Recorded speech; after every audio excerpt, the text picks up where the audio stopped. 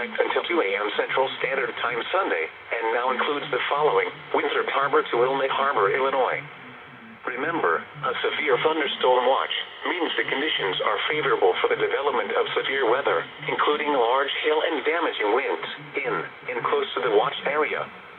While severe weather may not be imminent, persons should remain alert for rapidly changing weather conditions and listen for later statements and possible warnings. Stay tuned to NOAA weather radio, commercial radio and television outlets, or internet sources for the latest severe weather information.